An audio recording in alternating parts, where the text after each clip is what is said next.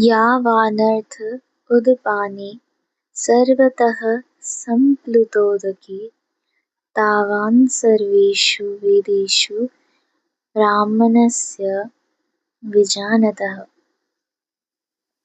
To the enlightened Brahmin all the Vedas are of as much use as a pond when there is everywhere a flood.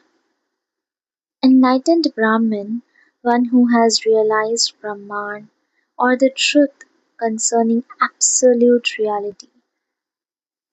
The various purposes of a pond, a well, and other reservoirs are more than served by an all-encompassing flood.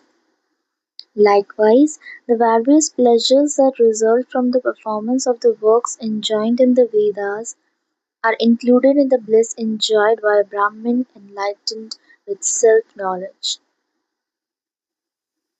All kinds of limited bliss are included in the infinite bliss. A knower of the self does not need to follow the Vedic injunctions. This does not mean, however, that the Vedas are useless. They serve the purpose of the unenlightened. Through the performance of the works prescribed by the Vedas, one becomes fit for the path of knowledge.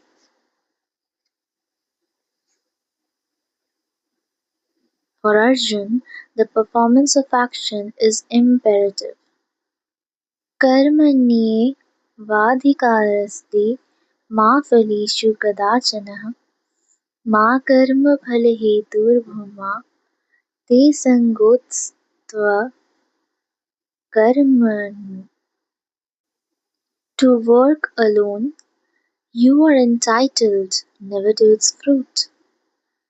Neither let your motive be the fruit of action, nor let your attachment be to non-action.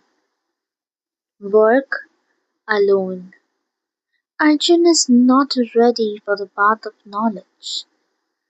Never to its fruit.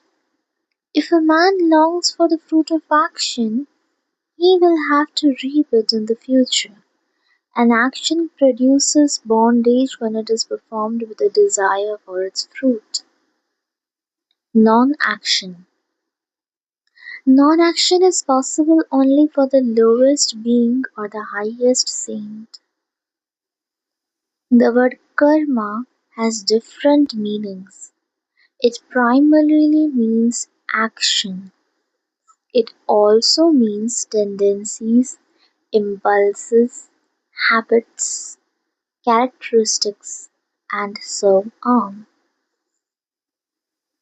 Formed by action, and thus it denotes the subtle impressions of action, which determine the future embodiment, environment, and in short, the whole future life, whether on earth or in any other plane of existence.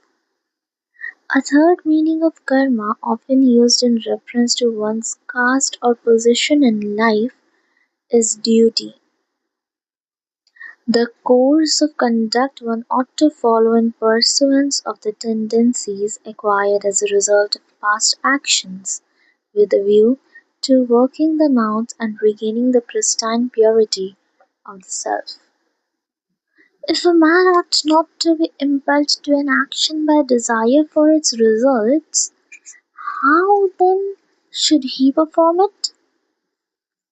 Yogasthya kuru कर्माणि सङ्गं त्यक्त्वा धनञ्जय सिद्ध्यसिद्ध्योः समो भूत्वा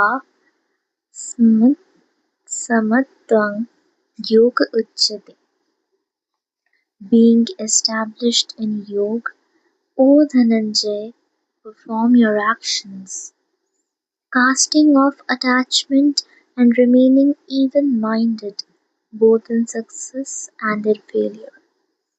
This evenness is called yoga. Yoga is a state of being an instrument in the hand of God, having given up even the desire that through our action we shall please Him. Only thus can one remain unconcerned as to success and failure. Attachment is the notion that arises when a man regards himself not as the instrument but as the doer of an action. Success is including the attainment of knowledge as the result of the mind's having achieved purity through works performed without any longing for result.